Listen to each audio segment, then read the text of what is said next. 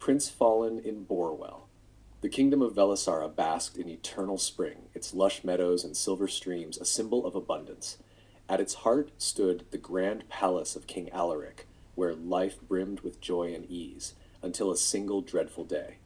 Prince Lorien, the kingdom's only heir, was a curious child of 6, his golden hair shining like the sun, his laughter echoing through the palace halls. He had an insatiable love for adventure, often slipping away from his nursemaids to explore the gardens, forests, and hills surrounding his home. One fateful afternoon, Lorien ventured farther than he ever had before, chasing a vibrant butterfly.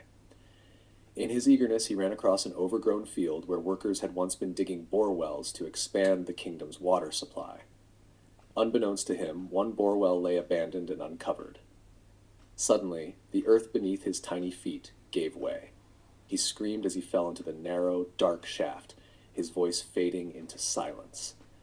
By the time the royal guards realized he was missing, the prince was trapped deep underground. The news spread like wildfire.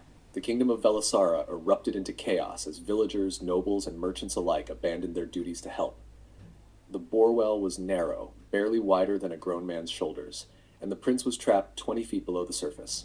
King Alaric, a stoic leader, was overcome with despair. Queen Amara clutched her son's small cloak, tears streaming down her face. "We must save him," she whispered, her voice breaking. Engineers, miners, and builders from across the land were summoned. Some suggested digging a parallel tunnel, others proposed lowering ropes or pulleys, but every moment spent deliberating felt like an eternity. The prince's life hung by a thread. Among the crowd stood a humble farmer named Cedric, a man of few words but great ingenuity. He had once worked in the mines and knew the dangers of narrow spaces. "Your Majesty," he said, stepping forward, "I have an idea." Cedric proposed lowering a makeshift harness designed to hold the prince securely while allowing rescuers to pull him up without causing further harm. The plan was risky. If anything went wrong, the boy could fall deeper or be injured. But with no better option, the king gave his consent. The harness was crafted from leather and reinforced with sturdy ropes. Cedric himself volunteered to descend partway into the shaft to guide the contraption. "I will not let your son die," he vowed. A race against time. The rescue mission was grueling. The air in the Borewell grew thinner, and the prince's faint cries grew weaker. Cedric's arms trembled as he maneuvered the harness, speaking gently to the frightened boy. "Hold on, young prince," he whispered. "You're going to be all right." The crowd above held their breath as the team began to pull. The ropes strained, creaking under the weight. Slowly, inch by inch, the harness rose.